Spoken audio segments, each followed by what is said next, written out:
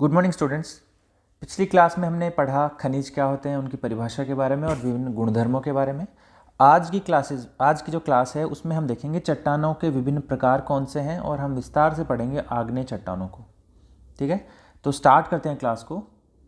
देखिए, सबसे पहले तो चट्टान का निर्माण एक या एक से अधिक खनिजों से मिलकर हुआ है। हमने आपको पहली क्लास में बताया था ये। इसमें खनिज घटकों की कोई निश्चित रासायनिक संरचना नहीं होती है। विभिन्न प्रकार के खनिज विभिन्न मात्रा में मिलकर भिन्न भिन्न प्रकार की चट्टानों का निर्माण करते हैं। चट्टानों को उनकी निर्माण पद्धति के आधार पर तीन समूहों में, तीन ब्रॉड ग्रुप्स में डिवाइड किया गया है। ये कौन कौन से हैं? ये आपके हैं तीन चट्टानें जो हैं वो, पहली है आपकी आग्नेय चट्टानें या प्राइमरी रॉक्स या इग्नियस रॉक्स। दूसरे प्रकार की चट्टानें हैं जो है अवसादी अथवा परतदार चट्टानें, इनको बोलते हैं सेडिमेंट्री रॉक्स। और जो तीसरे प्रकार की चट्टान है जो पहली और दूसरे प्रकार की चट्टानों के रूपांतरण से बनी है, उनको बोलते हैं रूपांतरित या कायांतरित चट्टानें या मेटामॉर्फिक रॉक्स। ठीक है, तो चट्टानों को उनकी निर्माण पद्धति के आधार पर हम निम्न तीन भागों में, कौन कौन से तीन भाग हो गए? इग्नस, आग्नेय, अवसादी और रूपांतरित। आग्नेय चट्टानें, अवसादी चट्टानें और रूपांतरित चट्टानें, ये तीन भाग में हम इनको वर्गीकृत कर सकते हैं। तो आज हम देखते हैं सबसे पहले आग्नेय चट्टानें के बारे में। तो आग्नेय चट्टानें क्या होती हैं? आग्नेय चट्टान या इग्नियस रॉक्स है। इग्नियस जो वर्ड है वो लैटिन शब्द से बना है। उसका मतलब जो किससे बना है? इग्नियस लैटिन शब्द इग्निस से बना है। इग्निस का मतलब होता है आग या अग्नि। इसका मतलब क्या हुआ कि इन चट्टानों का जो निर्माण है वो ज्वालामुखी उद्गार से संबंधित है। ठीक है, नाम से ही पता चल रहा है कि इनका जो निर्माण हुआ है वो अग्नि से हुआ है। इसका मतलब है कि वो जब निर्मित हुए थे तो वो किससे निर्मित हुए हैं? ज्वालामुखी उद्गार से निर्मित हुए हैं। आग्नेय चट्टान का निर्माण क्रस्ट के नीचे उपस्थित तप्त एवं तरल मैग्मा के ठंडा होने से होता है। ठीक है, यही मैग्मा जब धरातल पर आता है तो उसको हम क्या कहते हैं? लावा। और धरातल के अंदर या भीतर रहेगा तो उसको कहेंगे हम मैग्मा। तो आग्नेय का निर्माण कैसे होता है? जो क्रस्ट के नीचे जो मैग्मा है वो जब बाहर निकलता है और ठंडा होता है आके बाहर निकल के, तो उसके वजह से होता है आग्नेय चट्टानों का निर्माण। इन चट्टानों का निर्माण गर्म एवं द्रव पदार्थों के ठंडा होकर जमने के कारण हुआ है। इसके कारण इन चट्टानों में रवे या क्रिस्टल्स पाए जाते हैं, इसलिए इनको क्रिस्टलाइन रॉक्स या रवेदार चट्टानें भी कहा जाता है। आगे, आग्नेय चट्टानों को भूपृष्ठ की प्राचीनतम चट्टानें माना जाता है। सबसे पहले इन्हीं चट्टानों की उत्पत्ति हुई है ऐसा माना जाता है, किंतु इनका निर्माण वर्तमान में भी हो रहा है। क्योंकि इनका निर्माण कहाँ से होता है, कैसे होता है? इनका निर्माण होता है जब धरातल से मैग्मा बाहर निकलता है और लावा के रूप में जमता है तो ये चट्टानें निर्मित होती हैं। तो वर्तमान में भी लावा उद्गार हो रहे हैं, इस वजह से अभी भी ये चट्टानें निर्मित हो रही हैं। ज्वालामुखी क्रिया द्वारा इन चट्टानों का निर्माण क्रस्ट पर सदैव ही होता रहा है। इसके बाद में इन चट्टानों के अपक्षय क्रिया और रूपांतरण के कारण ही प्रत्यक्ष या परोक्ष रूप से अन्य चट्टानें, चाहे वो रूपांतरित चट्टानें हो या आपकी सेडिमेंट्री रॉक्स हों, उनका निर्माण हुआ है। अतः आग्नेय चट्टानों को मौलिक या प्राथमिक चट्टानें भी कहा जाता है। प्राइमरी रॉक्स भी इनको या फंडामेंटल रॉक्स भी इनको कहा जाता है। तो ये ध्यान रखना है कि सबसे पहले निर्मित चट्टानें हैं आग्नेय चट्टानें, जिनके वजह से अन्य दो चट्टानों का निर्माण हुआ है और इनको मौलिक या प्राथमिक चट्टानें कहा जाता है। फिर क्रस्ट का लगभग 90% भाग आग्नेय चट्टानों से निर्मित है।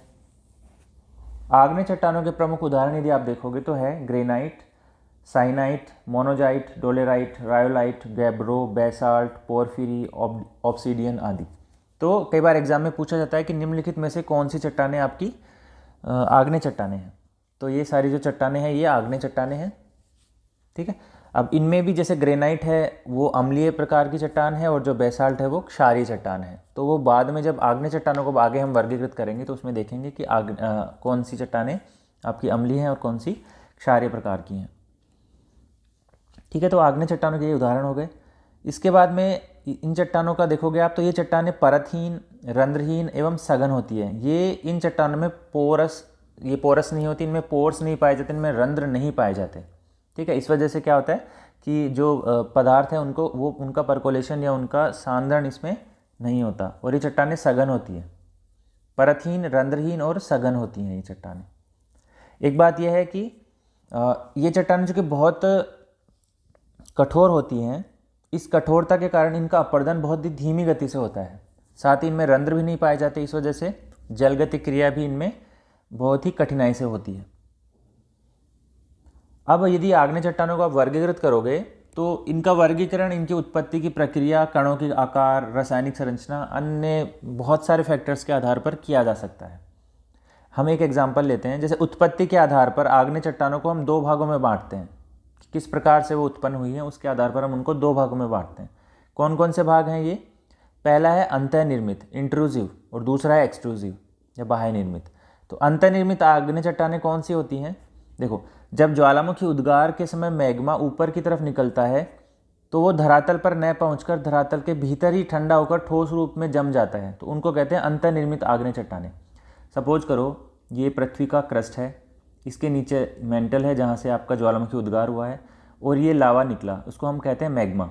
ये मैग्मा निकला और ये क्रस्ट के बाहर नहीं आया, यहीं पे नीचे ही कहीं पे जमा हो गया, या जहाँ पे निकला वहीं पे जमा हो गया। तो ये इस प्रकार की जो चट्टान बनी, ये जो चट्टान बनती है ये कहलाती है आपकी इंट्रूसिव या अंतःनिर्मित चट्टान, क्योंकि जो मैग्मा है वो धरातल के नीचे ही ठंडा होके ठोस रूप धारण कर लेता है। पृथ्वी के अंदर मैग्मा के शीतल होने की दर मंद होती है, इसलिए खनिज के कण पर्याप्त बड़े बनते हैं इसमें, ठीक है, क्योंकि धीरे धीरे ठंडा हो रहा है। मैग्मा धीरे धीरे ठंडा होगा तो जो कण होंगे वो बड़े बनेंगे। और इस प्रकार के एग्जाम्पल्स देखोगे आप तो ग्रेनाइट और डोलोराइट हैं, वो प्रमुखतया अंतःनिर्मित आग्नेय चट्टानों के उदाहरण हैं, ग्रेनाइट और डोलोराइट।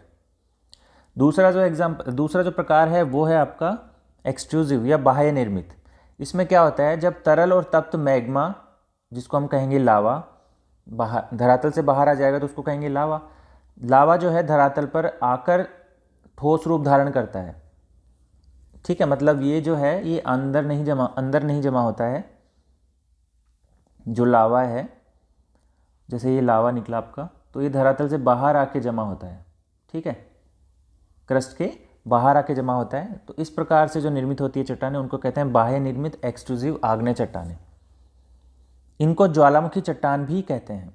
अब देखिए, चूंकि बाहर आके लावा यदि जम रहा है तो वो जल्दी से जम जाएगा, और रवे जो हैं वो काफ़ी छोटे इसमें बनते हैं। और इस प्रकार की एग्जाम्पल्स जो है वो इस प्रकार की चट्टानों का जो एग्जाम्पल है उसमें क्या है, बेसाल्ट है। बेसाल्ट इस प्रकार का एग्जाम्पल है जो बाह्य निर्मित आग्नेय चट्टान है, और ग्रेनाइट आपका अंतःनिर्मित आग्नेय चट्टान है, ठीक है।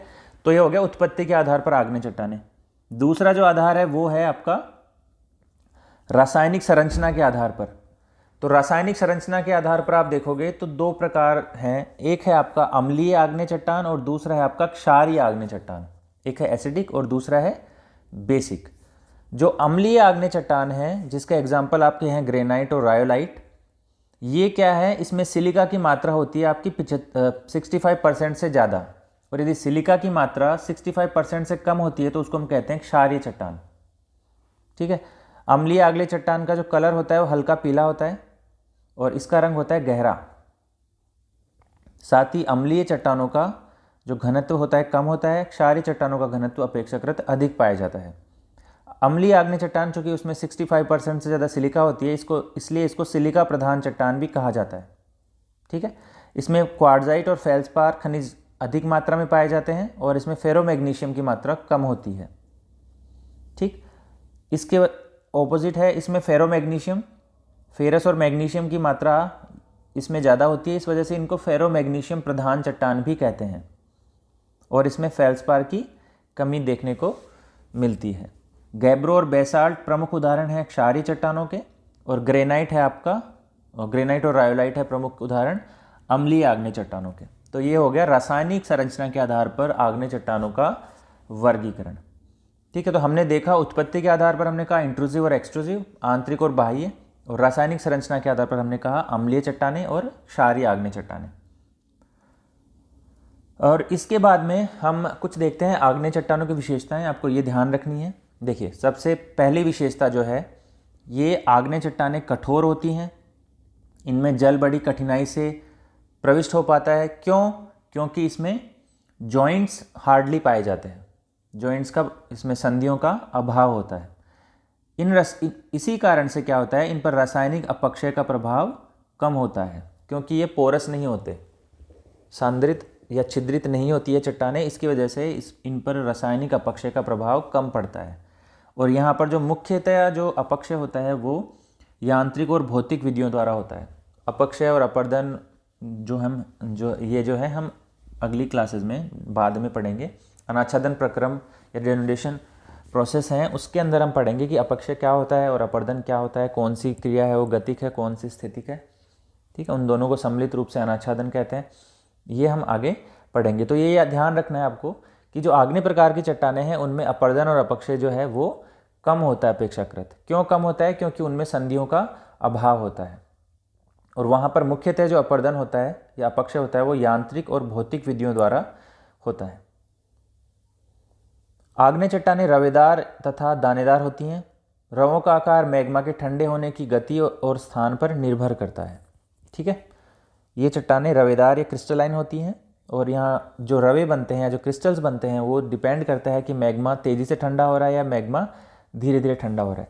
तो मैंने जैसे आपको पिछली स्लाइड में बताया कि आप देखोगे कि जो अंतर्निर्मित चट्टानें हैं, ठीक है, अंतर्निर्मित चट्टानों में क्या होता है, मैग्मा का जो शीतल होने की दर मंद होती है, धीरे होती है। यदि मैग्मा या लावा धीरे धीरे ठंडा होता है तो जो कण होते हैं ये पर्याप्त बड़े बनते हैं, जैसे ग्रेनाइट और डोलोराइट में बनते हैं।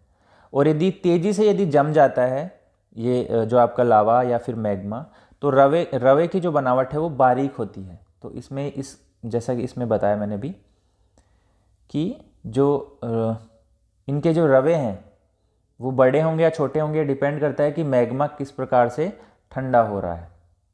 अगला, आग्नेय चट्टानों में परतें नहीं पाई जाती, लेयर्स नहीं पाई जाती और ये जीवाश्म रहित होते हैं, फॉसिल्स इनमें नहीं पाए जाते हैं। ये इंपॉर्टेंट इसकी कैरेक्टरिस्टिक्स है।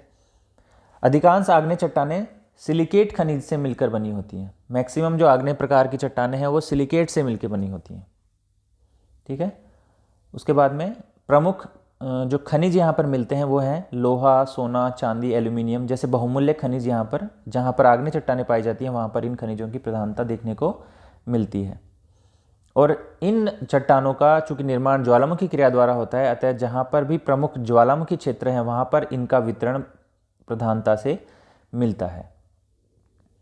ये तो हो गई थी इनकी विशेषताएं। अब देखते हैं आग्नेय चट्टानों का कुछ आर्थिक महत्व, इकोनॉमिक इंपॉर्टेंस इनकी क्या है वो देखते हैं। आग्नेय चट्टानों का आर्थिक महत्व देखोगे तो सबसे पहले ये चट्टानें खनिजों का भंडार होती हैं। विशेष प्रकार से धात्विक खनिज यहाँ पर आपको देखने को मिल जाएंगे। तो ये अर्थव्यवस्था का एक तरीके से आधार है। जहाँ पर भी आग्नेय चट्टानों की प्रधानता है वहाँ पे खनिज मिलेंगे और वो वहाँ पे जो अर्थव्यवस्था है वहाँ की खनिज आधारित अर्थव्यवस्था आपको देखने को वहाँ पे मिलेगी। इसमें आर्थिक रूप से जो महत्वपूर्ण खनिज पाए जाते हैं उसमें है लोहा, निकल, तांबा, सीसा, जस्ता, क्रोमाइट, मैग्नीज, टिन एटसेट्रा। ये आपके यहाँ पर खनिज देखने को मिलते हैं। सोना, हीरा, प्लेटिनम जैसे दुर्लभ खनिज भी इन चट्टानों में आपको देखने को मिल जाएंगे। इसके साथ ही आग्नेय चट्टानों में लोहा और मैग्नीशियम युक्त सिलिकेट खनिज अधिक मात्रा में पाए जाते हैं। यहाँ पर कुछ मात्रा में अभ्रक भी मिलता है। ठीक है, विशाल भारतीय प्रायद्वीप की पुरानी चट्टानों में ये सभी रवेदार खनिजों अथवा धातुओं की बहुलता है। हमें पता है कि जो पेनिनसुलर इंडिया है, प्रायद्वीपीय भारत है, उसका निर्माण जो है वो ज्वालामुखी क्रिया द्वारा हुआ है। इस वजह से वहाँ पे आग्नेय चट्टान मिलती हैं और उनमें ये सब खनिजों की प्रधानता देखने को मिलती है। बेसाल्ट और ग्रेनाइट जो है बेसाल्ट और ग्रेनाइट जो चट्टानें हैं उनका जो निर्माण है, उनका जो उपयोग है वो भवन निर्माण और सड़क निर्माण के लिए इनका उपयोग किया जाता है। जैसे ग्रेनाइट का उपयोग आपको देखोगे कि बहुत सारा हमारा भवन निर्माण में ग्रेनाइट बहुत ही ज़्यादा यूज़ में आता है। तो ग्रेनाइट एक प्रकार का आग्नेय चट्टान है। आग्नेय चट्टानों के अपक्षय के परिणाम स्वरूप काली मिट्टी का निर्माण होता है। यह मिट्टी जो है कपास और अन्य फसलों की कृषि के लिए अत्यधिक उपयुक्त होती है। तो जो काली कपासी मृदा है जो आपको दक्कन के पठार में देखने को मिलती है वो जो है वो ज्वालामुखी क्रिया के द्वारा ही निर्मित हुई है। ज्वालामुखी क्रिया द्वारा जो वहाँ पर ज्वालामुखी का द्वारा जो निक्षेप हुआ वहाँ पे, उसके अपर्दन के फलस्वरूप वहाँ पर क्या हुआ, काली मिट्टी का, काली कपासी मिट्टी जिसको बोलते हैं या जिसको रेगुड़ भी बोलते हैं, उसका निर्माण हुआ और वो कृषि के लिए अत्यंत उपजाऊ है। विशेषकर कपास और अन्य जो फसलें हैं जैसे, ठीक है, उनके उत्पादन के लिए बहुत ही महत्वपूर्ण है। तो ये हो गया आपका आग्नेय चट्टानों का इकोनॉमिक इम्पोर्टेंस। तो हमने देखा कि चट्टानें जो हैं 3 प्रकार की होती हैं, और उन चट्टानों में हमने इस क्लास में देखा कि आग्नेय चट्टान क्या होती है, कितने प्रकार से उनको वर्गीकृत कर सकते हैं, साथ ही उनकी आर्थिक संभावनाएं क्या होती हैं वहाँ पे, और उनकी क्या कैरेक्टरिस्टिक्स या क्या विशेषताएं होती है आग्नेय चट्टानों की, वो हमने देखा। नेक्स्ट क्लास में हम जो रिमेनिंग चट्टान हैं उनको देखेंगे। इसके लिए इतना ही। Thank you.